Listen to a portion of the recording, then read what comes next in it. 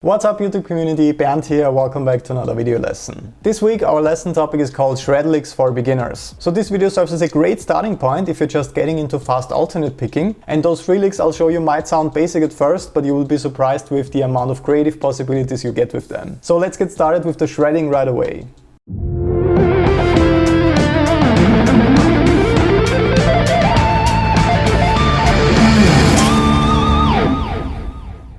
The term beginner shred licks might sound confusing at first because playing fast in shredding is not easy, but those licks and basic concepts helped me the most in the beginning when I started working on my alternate picking and hand synchronization. So let's dive into it right now. Here's the first lick I want to show you.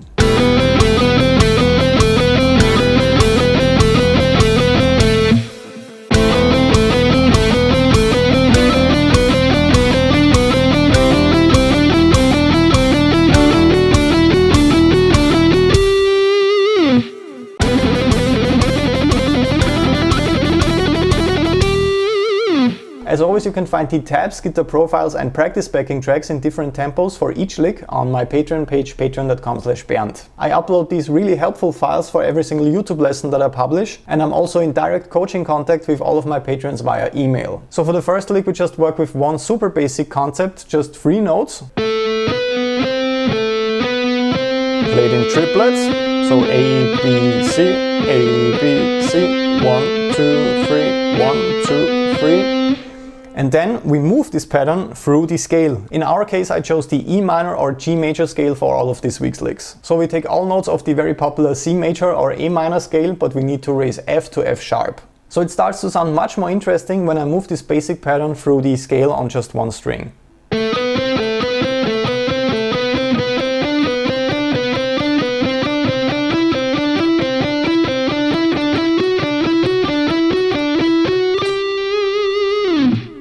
The main reason why I chose this lick in the beginning is because we're just working with one string here, so we don't have to worry about any string transitions. As you probably know, it's very difficult to switch between the different strings when you're performing fast alternate picking, and as a beginner you should focus on one challenge at a time. So before you work with really big exercises and challenging licks over multiple strings,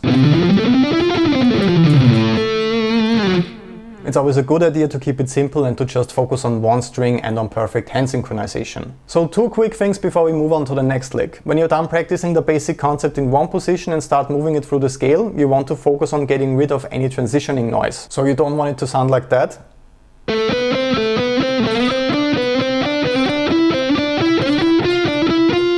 It needs to be played in time, and the listener shouldn't actually be able to hear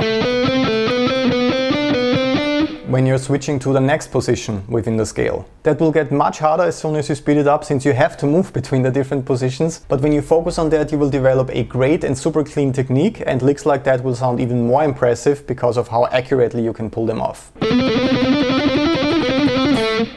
And the second thing that will help you a bit with your timing is thinking in groups of 6 and not in groups of 3. When you think in groups of 3, 1, 2, 3, 1, 2, 3, 1, 2, 3, 1, 2, 3, it might be a bit challenging that the accent of the second group, the first note, is an upstroke and not a downstroke. So when I play it slowly, we have an upstroke right here. 1, 2, 3, 1, 2, 3, 1, 2, 3, 1, 2, 3. And it might be a bit hard to lock in with the metronome when you're playing it fast, because you're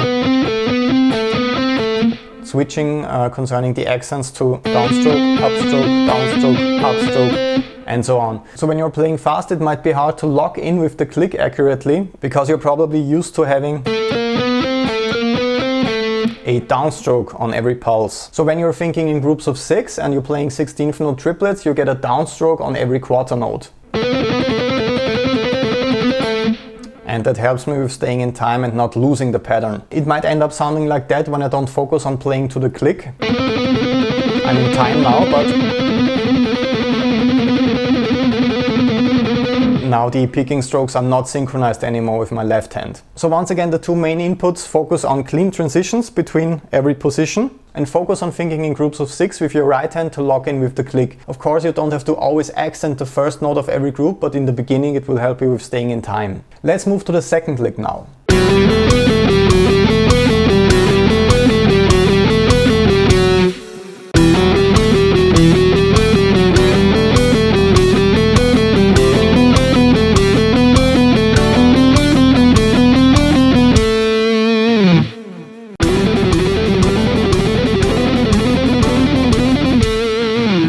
So once again we work with the same idea. We have one super basic lick that we make more interesting by moving it through the scale later on. This time we are building on the foundation we formed with the first example by adding an additional challenge.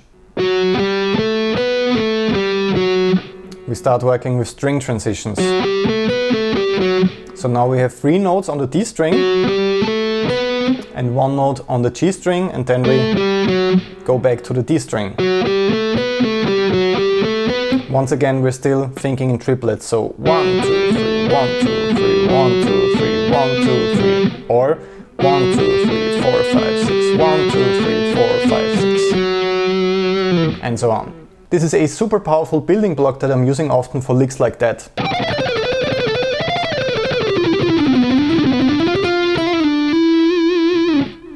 So mastering this one will be very helpful in the future. So the first thing you need to master is not getting stuck between the D and G string when you're performing the upstroke on the G string. Now I'm stuck between the D and G string and I have to jump over the D string to continue with the downstroke. And of course that turns into a huge problem and messy sound as soon as we speed it up. So for this lick I prefer a picking angle like that.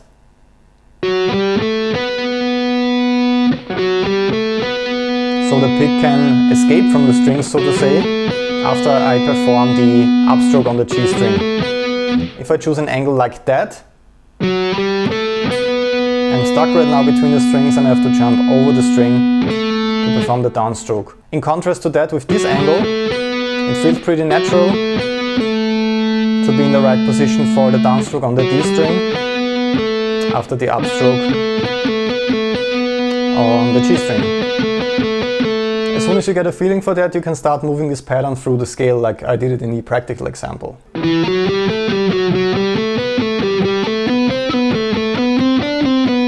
And when you've spent enough time with this lick, you can speed it up in the future.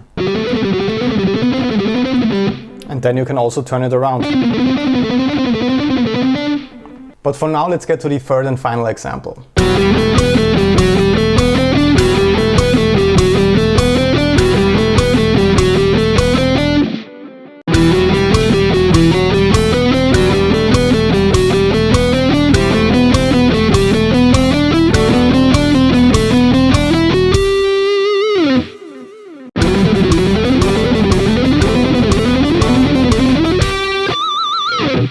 So I hope that you start to see a pattern with those kind of licks. We always start with a super basic concept, a small lick that we move through the scale. First we started out by just playing on one string, then we introduced some challenge with a tiny string transition, and now we effectively work with 2 strings.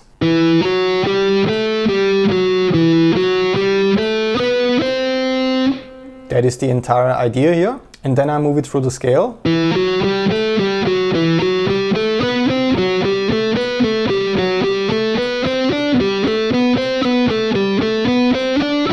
And so on. This is the most challenging lick concerning the string transitions, so please start with the first one. Here the same rules apply once again. I don't want the listener to hear the transitions between the different positions, and I don't want to get stuck with my pick between the different strings. So once again, I have an upstroke here on the G string followed by a downstroke on the D string. But then I have a downstroke here on the D string followed by an upstroke on the G string. That is the entire section. So my picking angle when I'm playing this fast looks similar to the previous one.